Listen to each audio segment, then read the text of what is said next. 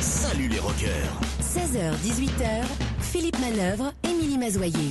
Et salut les rockers, merci d'être à l'écoute. Il est 5h moins le quart sur Europe 1 et Philippe Manœuvre a lu un bouquin qui l'a rendu tellement fou. Il a dit, il faut que ce soit le bouquin rock'n'roll du jour.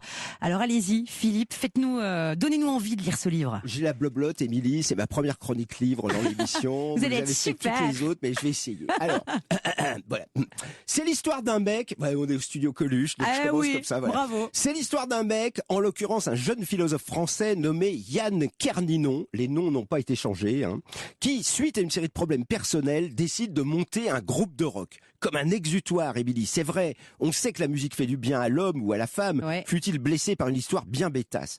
Incapable de jouer dans un premier temps, il n'a jamais joué, Yann Kerninon décide d'apprendre, ça va vite, il a des copains, puis il se met vraiment au rock en fondant un groupe intitulé Cannibal Penguin, en français les pingouins cannibales.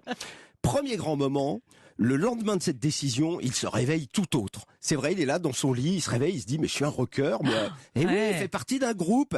Et donc il est devenu un rocker puisqu'il joue du rock. CQFD, c'est la première chose qu'on apprend dans ce livre. Ensuite, il favorise un style de musique un peu dadaïste qui va entraîner Yann Kerninon à baptiser le style de son groupe le fac metal.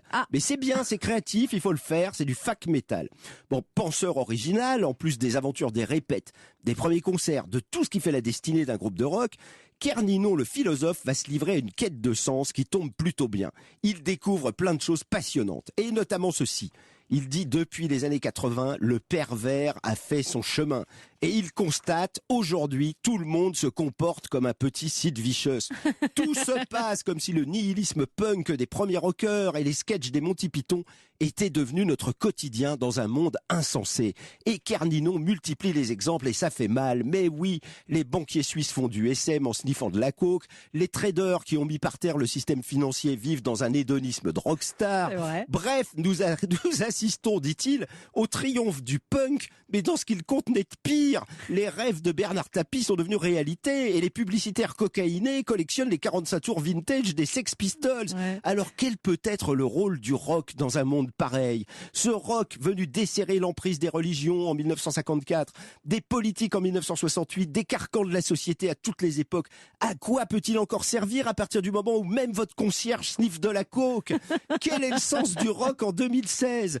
Pour avoir un élément de réponse à ces heideggeriennes questions, il faudra lire le bouquin de Yann Kerninon, L'Odyssée du pingouin cannibale, paru récemment aux éditions Buchet-Chastel. Pour la modique somme de 18 €, Émilie, voilà une lecture qui devrait drôlement interpeller vos voisins sur la plage, en Corse ou ailleurs. Ça se lit aussi à la montagne ou à la campagne. C'est un livre parfaitement écrit pour l'été et en plus bien rédigé d'une plume alerte et géniale qui emporte le lecteur dans un nouveau monde, celui du fac metal. Oh, merci Philippe. On va se jeter sur ce livre, L'Odyssée du pingouin cannibale. Et on écoute du coup le meilleur ami des concierges, Sid Vicious. Let's go!